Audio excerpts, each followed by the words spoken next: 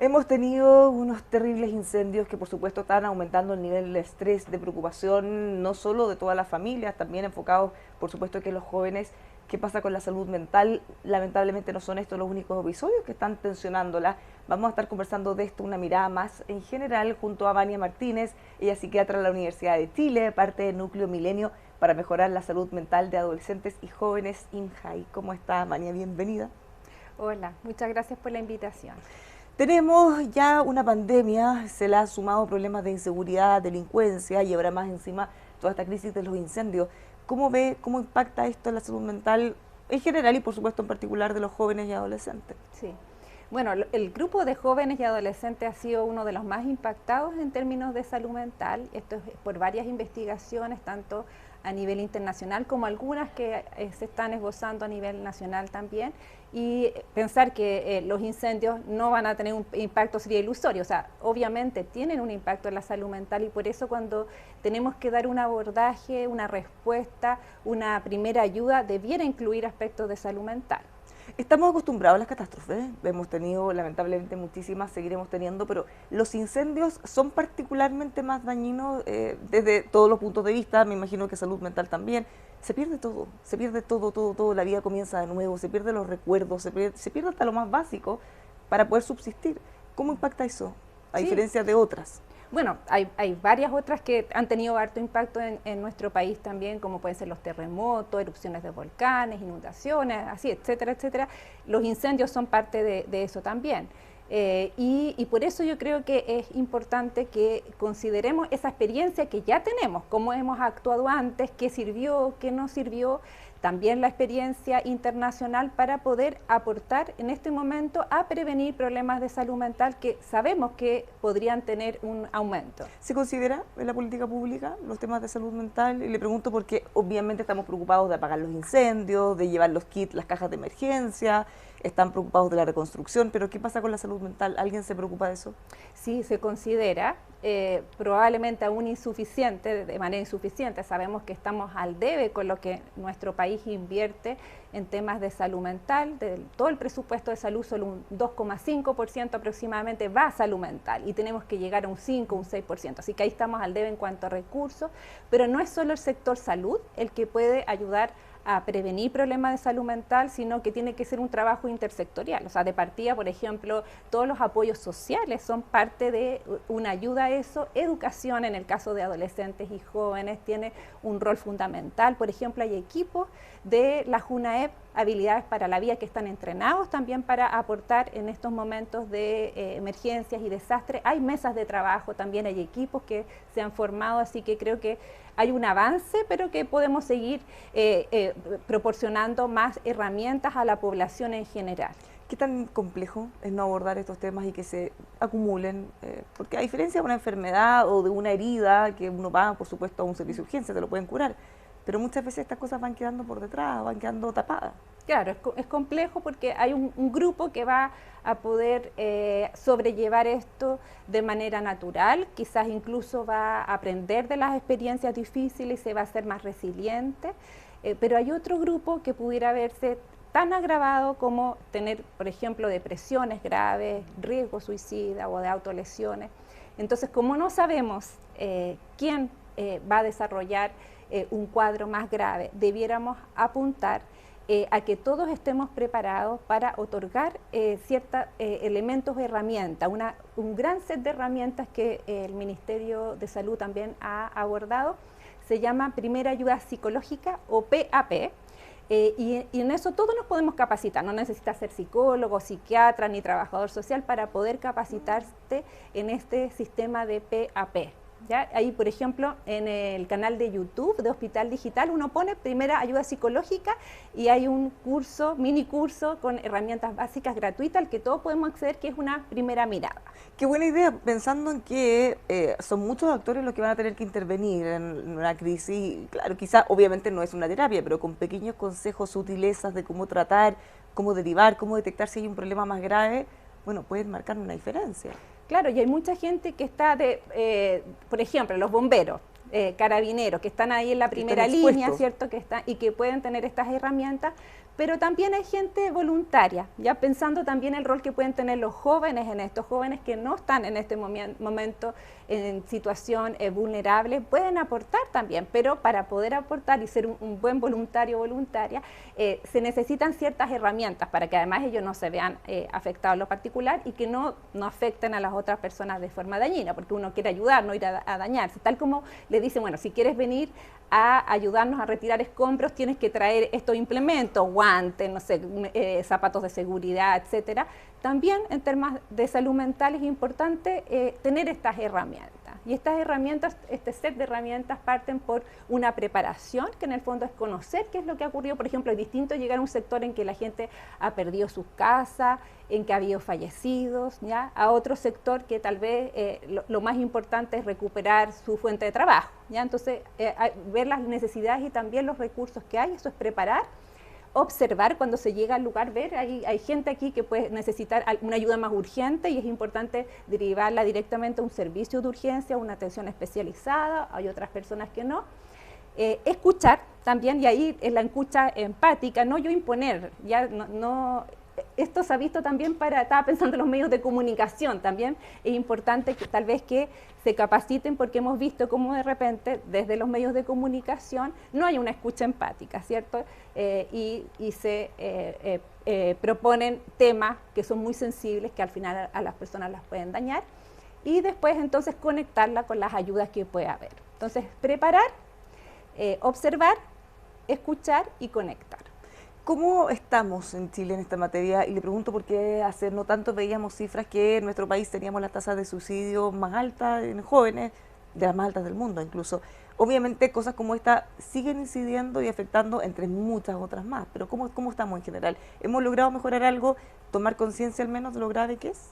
Bueno, ahí vamos a aprovechar de corregir esa desinformación que tal está como muy instalada. Está muy instalada. Chile no tiene las tasas más altas de suicidio, ¿ya? Y nunca las ha tenido, ¿ya? ¿Y por qué está instalado de esa manera? Sí, porque lo que ocurrió hace harto tiempo ya, el año 2008, o sea, ha pasado harto tiempo, es que hubo un aumento en las tasas, pero nunca al llegar al punto de que sea una de las más altas del mundo ni de la región, ¿ya? Entonces, la última informe que tiene el Ministerio de Salud, que es un informe bastante acucioso de la última década, nos indica que hemos tenido una disminución.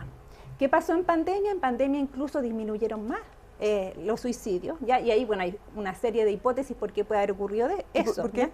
Dentro de eso, pensar que era un momento en que estuvimos igual todos viviendo una situación difícil en comunidad, y que estuvimos más cerca, ¿ya? Pasó que uno empezó a conectarse con gente que no veía hace tiempo a través de los medios digitales, cómo estás tú, cómo lo estás pasando, las personas mayores recibieron también bastante ayuda, y los jóvenes quedaron más descuidados pensando que no eran población de riesgo y efectivamente a ellos sí les impactó, ¿ya? Pero en términos de suicidio, en los años de pandemia hubo una disminución, pero ahora lo que hemos visto es que ha habido mucho reporte de intentos de suicidio y de autolesiones. Pero justamente esa cifra sí, de lo último, en las últimas semanas, que ha llamado la atención que en servicios de urgencia han llegado más jóvenes con heridas autoinfligidas. Exactamente. Y eso que nos indica que hay distintos factores de riesgo, tenemos que preocuparnos de esa situación. Y todos podemos tener un rol ahí, no es necesario ser psicólogo ni psiquiatra, como ya había dicho previamente, sino que todos podemos tener un rol, incluidos los medios de comunicación, que pueden informar de manera responsable cómo poder pedir ayuda. De hecho, Chile tenemos dos líneas de ayuda en este momento telefónicas. Una es el 600-360-7777, opción 4, para problemas de salud mental, pero también tenemos ahora el asterisco 4141 para riesgo suicida, que también son canales de ayuda. Ahora, sabiendo que también mucha gente ha tenido dificultad para acceder a atención psicológica o médica de salud mental. Bueno, tenemos ahí dos problemas quizá, bueno, puede ser mucho más, pero primero es darse cuenta que necesita ayuda, aceptarlo, no se la va a poder solo, tiene que hacerlo con equipo profesional. Y la segunda parte es, una vez ya habiendo hecho ese reconocimiento, que a veces es muy caro, que no hay acceso, que faltan especialistas, y es difícil acceder a un tratamiento psiquiátrico, claro, psicológico también. Ahora, la primera medida sería prevenir estos problemas, ¿ya? Y promover una mejor salud mental para no tener que llegar a estas otras instancias. Pero claro, va a haber un grupo de la población que igual va a requerir atención profesional. No necesariamente un psiquiatra, eso es importante, porque la atención primaria tiene que tener un gran rol y nosotros pensamos que particularmente debiera invertirse en que la atención primaria tenga mayores capacidades para abordar todo este tipo de problemas, porque conocen mejor su territorio, pueden ir más fácilmente que desde lo más central a distintos sectores. O sea, uno podría partir con asistentes sociales, psicólogos y así ir armando equipos hasta llegar a la última instancia. Claro, y las tecnologías nos pueden ayudar también. Nosotros hemos hecho estudios de cómo a través de un equipo más especializado, central, podemos conectarnos con regiones, con sectores más rurales para darles más capacidades, ¿ya? Y supervisar ciertos casos en conjunto, un trabajo en conjunto colaborativo también. Ahora, ¿cómo estamos en ese acceso? Pasando esa etapa, en la segunda. Claro, la segunda, tú bien mencionabas, darse cuenta de que uno necesita pedir ayuda es un paso importante, ¿ya? Porque una de las grandes barreras que hay es el estigma. Entonces, no es lo mismo decir voy a ir al cardiólogo que voy a ir al psiquiatra, ¿ya? Entonces, todavía existe ese estigma. Hemos avanzado, sobre todo en las poblaciones más jóvenes, de ir disminuyendo y botando esas barreras. Pero también está esto de que en realidad lo mío no es para tanto, porque en nuestro imaginario está que una persona tiene que ir a consultar en problemas de salud mental cuando está demasiado mal, ¿ya? Cuando está, no sé, todo el día en la cama, no quiere hablar con nadie, está llorando todo el día. Y ese es un paso ya de una situación más grave, que cualquiera probablemente se daría cuenta que necesita pedir ayuda. Pero hay síntomas que son más leves o moderados, como por ejemplo cuando uno ya lleva más de 2 semanas que no está durmiendo bien, tiene poca energía, ya no disfruta de las cosas, está más irritable, tiene cambios en su apetito, que indican que es conveniente pedir una ayuda, consultar. También crisis de angustia, problemas con alcohol y otras sustancias, consumo problemático. Tenemos una red de apoyo natural, ya que a la que primero debiéramos acceder, que sería nuestra familia, nuestras amistades, apoyarnos en ellos, pero hay un momento en que además se necesita atención profesional. ¿Cómo se puede hacer al revés, pensando en los padres? Los jóvenes cada día hablan menos, o siempre en realidad no hablan con los padres, no les cuentan sus problemas, lo tratan de resolver ellos mismos. Y muchas veces, después cuando se llega a un nivel crítico, los papás ni siquiera se habían dado cuenta porque lo pudieron disimular muy bien. ¿Qué cosas mirar? ¿Qué estar atento para poder detectar un problema de salud mental que pudiera terminar en algo grave? Sí, y eso es bastante clave porque también ahora las familias no tienen tantos hijos, ¿cierto? Y entonces uno dice, ya, este es mi primer hijo que está pasando por la adolescencia, ¿será esperable? Yo era igual cuando era adolescente, no era igual. Entonces no es tan fácil a veces esa línea entre lo patológico o lo que requiere pedir ayuda de lo que es esperable o normal de parte de la adolescencia. Pero, por ejemplo, alguien que tiene autolesiones, ¿ya? O que está con riesgo suicida, no hay que esperar nada. ¿Sí? En ese momento hay que consultar y pedir ayuda. No es solo la familia o solo las amistades que pueden pedir ayuda. Otra investigación que hicimos, les preguntamos a los jóvenes, si tuvieras un problema, lo estuvieras pasando mal, ¿a quién le pides ayuda? Y hubiéramos esperado lo que tú dices, de que tal vez es como los amigos, a los primeros que uno le pide ayuda, pero la persona que salió más nombrada fue la madre, la mamá, ¿ya? Así que ahí, bueno, ojalá tengamos un rol más compartido ahí también con papás, con otras personas de la familia, pero efectivamente todavía se recurre mucho de parte de los jóvenes a la figura de la madre para pedir ayuda. Así que también ahí podemos a las familias ayudarlas para cómo poder ir detectando estas situaciones de mayor riesgo. No, hemos estado hablando de los incendios, los factores que han ido detonando también más problemas de salud mental, pero ustedes con todos los estudios que hacen, con lo que ven en clínica también, ¿dónde ven que están los mayores problemas o las luces de alerta? ¿Te refieres en términos de factores estresantes?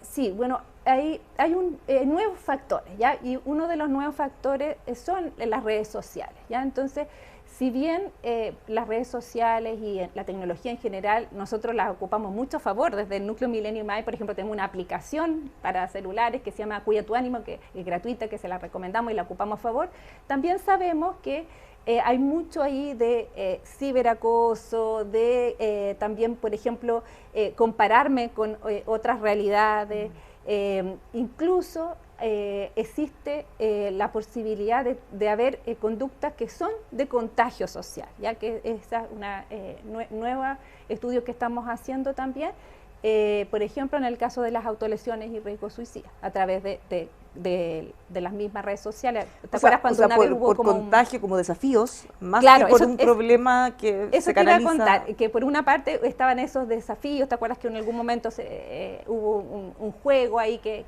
se desafió? Claro, sí, juego peligroso. Pero también se presentan modelos de cómo resolver los problemas y no se presentan modelos saludables, ¿ya? Hay series de televisión donde se presentan a los jóvenes con conductas que son de riesgo y no se presenta la contraparte de cómo yo puedo resolver mis problemas con ayuda de mis amigos, mi amiga, mi familia, de manera más saludable. Entonces, efectivamente, eso está teniendo un rol, las redes sociales, y también hemos visto cómo está teniendo un rol la crisis climática y la desesperanza que hay con respecto al futuro. Entonces, muchos jóvenes están viendo esto como, en realidad, bueno, estamos tan mal, el mundo se va a acabar tan pronto que en realidad no tengo mucha esperanza.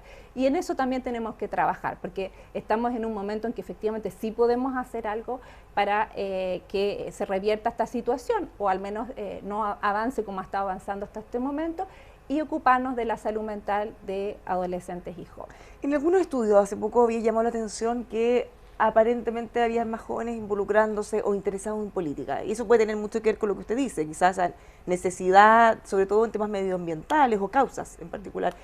¿Ustedes han visto que eso es así o no nítidamente todavía? Sí, bueno, de hecho, INJUV, que hace estas encuestas, también ahí ha incluido preguntas de este tipo, y cómo es un gran factor protector la participación social. Para todos nosotros, pero los jóvenes en particular, que como es el Núcleo Milenio MAE, trabajamos en ese grupo, la participación social por ejemplo, en temas de voluntariado, como estábamos hablando, poder apoyar en crisis, digamos, en situaciones de crisis, también poder visibilizar temáticas, incluida la salud mental. Hay muchos jóvenes que están hablando de esta temática de salud mental. Nosotros hemos hecho un taller para jóvenes que los hemos certificado como que son líderes en temáticas de salud mental. Son jóvenes que quisieron del Instituto Nacional participar y esperamos que este año de ese colegio y de otros también se sumen a certificarse como líderes en temáticas de salud mental, que significa disminuir el estigma y acercar esta temática no solo desde la enfermedad, sino también desde el bienestar. Una última cosa, ya que mencionó el Instituto Nacional, también ahora, bueno, ha bajado la intensidad porque además estábamos en vacaciones, pero la violencia, el bullying, la agresión física, incluso a profesores en colegio, ¿qué tan preocupante es eso? ¿Cómo lo podemos atajar? Porque ya es un fenómeno no de un colegio particular, sino que de muchos y a lo largo de todo Chile. Bueno, el trabajo que estamos haciendo desde la Universidad de Chile con el Instituto Nacional va en varias líneas. Una es la que yo participo, que tiene que ver con aspectos de convivencia escolar, pero hay otras temáticas también como la inclusión de distintos géneros, ¿cierto? Como las tecnologías aportan a la educación, su proyecto educativo, etcétera. Así que es un trabajo que estamos haciendo no a corto plazo, sino que a mediano y largo plazo, en conjunto con la comunidad. No somos como los expertos los que queremos aportar ahí. Y bueno, claro, es probable que uno hable de liceos, colegios, algunos colegios emblemáticos, y se empiece al tiro en nuestro imaginario también a destacar situaciones de violencia, ¿ya? Pero vimos cómo, por ejemplo, hubo una noticia hace poco de el grupo de debate que llegó del Instituto Nacional, que llegó a los primeros niveles. Hay un profesor que fue destacado como uno de los mejores profesores. Entonces también tenemos que visibilizar esos aspectos positivos. Cuando hablamos de violencia, no debemos equipararlo a problemas de salud mental, porque de hecho gran parte de las personas que ejercen violencia no son personas que tengan problemas de salud mental, más bien las personas que tienen problemas de salud mental son víctimas de violencia, ¿ya? Entonces eso es como no equipararlo, pero sin duda que quienes trabajamos en esta área podemos aportar a una mirada junto con las comunidades, junto con otros actores, para poder prevenir. Nosotros desde nuestro centro de investigación, por ejemplo, en temas de bullying, ciberbullying, sí estamos haciendo investigación, nuestro investigador Jorge Gaete, uno de los líderes de esa línea, importante aquí la evidencia científica, ¿ya? Porque hay muchas acciones que se hacen que no son evaluadas, ¿ya? Entonces no sabemos si sirven o no sirven, ¿ya? Y nuestra experiencia nos ha dicho que hay veces que uno invierte mucho y que muchos dinero, recursos, tiempo en hacer una intervención que está bien diseñada y que no tiene ningún resultado. Entonces perdimos al implementar algo que no tenía ningún resultado. Pero peor que eso es implementar algo que daña a la gente, que también lo hemos visto en ciertas intervenciones. Entonces por eso hay que conectar la academia, la investigación con las comunidades, con las políticas públicas, es una gran tarea que tenemos. Hay que hacer las cosas bien porque si no pueden salir incluso para atrás empeorando la situación. Vania, muchísimas gracias por conversar con nosotros, que tengan una muy buena semana. Gracias, lo mismo para la gente. Bueno, un gran abrazo a la gente que no lo está pasando bien. Recuerden que hay disponible teléfonos de ayuda, el 600-360-7777, opción 4, para apoyo en salud mental.